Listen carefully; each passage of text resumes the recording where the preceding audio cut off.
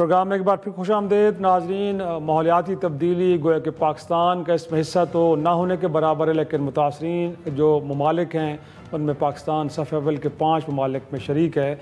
और फिर फ़िज़ाई आलूदगी भी एक बहुत बड़ा इशू है। अगरचे दुनिया भर में कहा जाता है कि सालाना 70 लाख लोग फ़िज़ाई आलूदगी से मौत का शिकार होते हैं, और पाकिस्तान में भी बताया जाता है कि 60% आबादी पाकिस्तान की आलूदा तरीन शहरों में ज़िंदगी गुजारने में मजबूर है।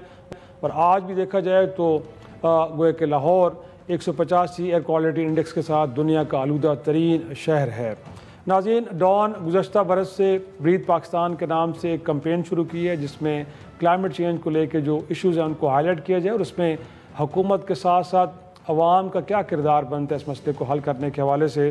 तो इसको लेके 11 अक्टूबर को लाहौर में गोया कि एयर पोल्यूशन से मुतालिक डॉन की कॉन्फ्रेंस हो रही है, जिसका बुनियादी मकसद अगेन यही है कि हुकूमत और आवाम को इस इशू के ऊपर सेंसिटाइज़ करना कि कितना ख़तरनाक ये मामला है और इससे कैसे निपटा जा सकता है।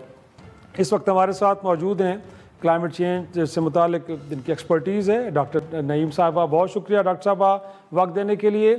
हम बड़े अब ये भुगत चुके हैं क्लाइमेट चेंज को, तो सैलाब की शक्ल में अब इस वक्त भी पाकिस्तान में देखें तो पंजाब में बिलखुसूस लाखों लोग इस वक्त गोया के बेघर हो चुके हैं।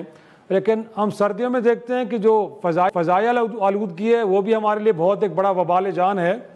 इन मसाइल के तदारुक के लिए क्या समझती हैं, हुकूमतों की तरजीहात ठीक लग रही हैं आपको, और इसको हल करने के लिए जो गोया के इक़दामात इन प्लेस होने चाहिए ओवर द ईयर्स हमें देखने को मिल रहे हैं आपको? देखिए, सबसे पहली बात यह कि अगर हमने क्लाइमेट चेंज को ओवर द ईयर सीरियस लिया होता तो आज हम इतने ज़्यादा मसाइल से दो चार ना होते। अभी 5वां सीज़न यानी स्मॉग का सीज़न शुरू होने वाला है, जबकि अभी सैलाब का पानी पूरी तरह से उतरा नहीं, और इस दफ़ा एक्सपेक्ट किया जा रहा है कि स्मॉग सीज़न जो है वो हर दफ़ा से ज़्यादा बढ़ के जो है वो अफेक्ट कर सकता है, ख़ासतौर पे पंजाब को। क्योंकि आपको पता है कि पाकिस्तान और इंडिया का जो पंजाब के कुछ इलाके हैं वो एयर शेड कहलाए जाते हैं। जैसे वाटर शेड होता है, एयर शेड का मतलब है कि यहाँ पे जो टेम्परेचर है उसकी इन्वर्जन होती है, यानी कि जब आबो हवा थोड़ी सी ठंडी होती है तो वो अपने अंदर पॉल्यूटेंट्स को ट्रैप कर लेती है, और यहाँ स्मॉग का मसला नेचुरली भी होता है। और फिर जो हमारी एक्टिविटीज है यानी crop residue burning, vehicular emission, industrial का जो वो धुआं है इंडस्ट्रीज का, कंस्ट्रक्शन एक्टिविटीज, ये उसको मजीद बढ़ाती हैं। लेकिन अब क्योंकि सैलाब का पानी जब उतर रहा होता है और जिन इलाकों से आपको पता है मैदानी इलाकों से आराम से उतरता है, तो वहां पे जो है पोल्यूटेंट्स ज्यादा होते हैं, और नमी ज्यादा होने की वजह से वो जो आबो हवा है वो अपने अंदर ज्यादा पोल्यूटेंट्स को एब्जॉर्ब करती है, और उससे स्मॉग का मसला ज्यादा बढ़ जाता है। तो हमें अभी एक और साइलेंट डिजास्टर के लिए तैयार रहना चाहिए। ऑल्दो गवर्नमेंट ने काफी पिछले 1-2 सालों में इस पे मेजर्स लिए हैं, लेकिन हमें एक्सपेक्टेड शायद नहीं था कि फ्लड इतना ज्यादा तबाही मचा सकता है, तो अभी उस हिसाब से हमारी तैयारी नाकाफी है। लेकिन डॉक्टर साहब कहा जाता है कि इस मामले में भी इंडिया ज़्यादा कंट्रीब्यूट करता है, क्योंकि भारतीय पंजाब में फसलों को वही ट्रेडिशनल वे में जो उनका वेस्ट होता है उनको जलाने का गोया कि वहाँ पे, और साथ में फिर जो गोया कि वो जो सब स्टैंडर्ड गाड़ियाँ रोडों पे हैं वो भी एक बहुत बड़ा आपको इशू लगता है कि है कि नहीं। और साथ में इसके अलावा कौन से कंट्रीब्यूटर फैक्टर्स हैं कि जो भी आप समझती हैं कि मौजूद हैं और उनको एड्रेस करने के हवाले से हुकूमत की जानिब से कोई इकदाम नहीं उठाए गए? जी बिल्कुल, ये एक बहुत बड़ा फैक्टर है इंडिया फैक्टर स्मॉग के मामले में। जैसे मैंने बताया कि पाकिस्तानी और इंडियन पंजाब ये एयर शेड है, और वहां से जो हवाएं चलती हैं उनकी वजह से, जो वहां की एक्टिविटीज की वजह से पोल्यूशन कॉजिंग एयर है वो हवा हमारी तरफ आती है, तो ये बहुत बड़ा फैक्टर है।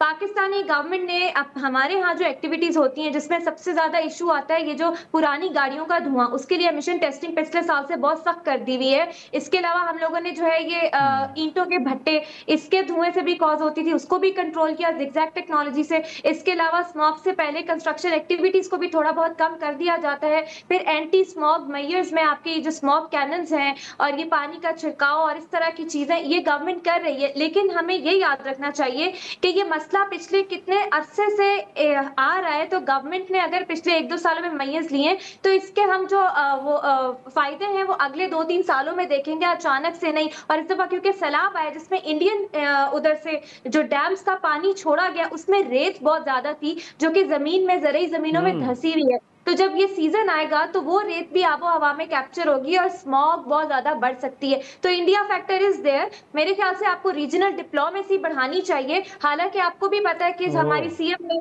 बात की थी कि हमें जो है एक दूसरे से बातचीत करने की जरूरत है इस डेटा शेयरिंग में, लेकिन इंडिया एग्री नहीं करता। तो वो लोग शायद सीरियस नहीं है इस मामले को जिससे हम अफेक्ट हो रहे हैं। इसमें तो कोई शक नहीं है कि हिंदुस्तान के साथ अगरचे प्राइम मिनिस्टर ने गुज़श्ते दिनों जो UNJ में भी स्पीच दिए वहाँ पे भी मुज़ाकरात की बात की, लेकिन लगता नहीं कि माहौल इस तरफ जाएगा।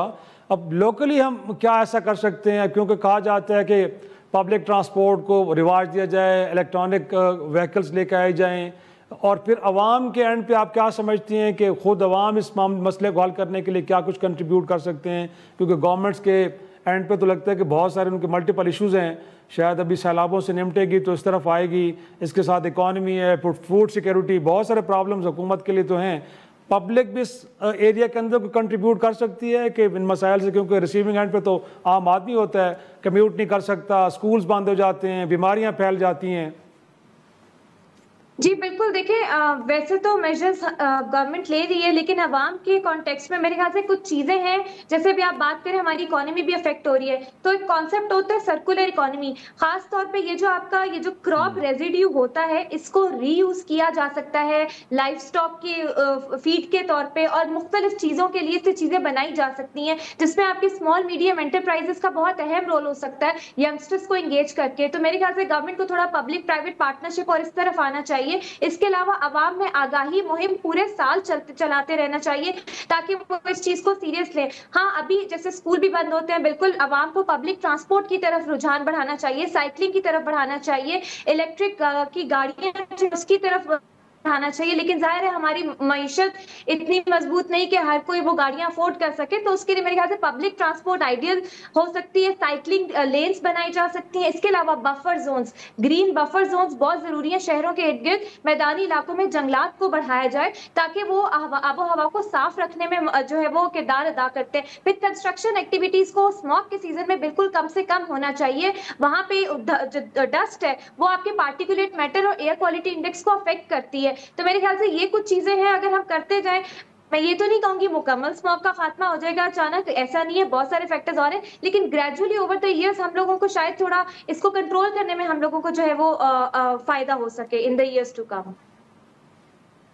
बहुत शुक्रिया doctor Zainab Naeem, expert climate change, हमसे गुफ्तगू कर रही थी और बता रही बड़ी तफसील से कि फ़िज़ाई आलूदगी गोया कि इस साल प्रेडिक्शन है कि पिछले सालों के मुकाबले में बहुत ज़्यादा होगी, क्योंकि सैलाब की वजह से एक मॉइस्चर मौजूद है। उसके नतीजे में शायद इस साल हालात पहले से भी ज़्यादा ख़राब होंगे। बट हुकूमतों को क्या करना चाहिए और साथ में आवाम के एंड पे क्या ज़िम्मेदारियाँ बनती हैं, बड़ी तफसील से उन्होंने इस मामले पर रोशनी डाली। नाज़रीन, आज के प्रोग्राम का यहीं पे अख्तिताम करते हैं, इजाज़त दीजिए, खुदा हाफिज़।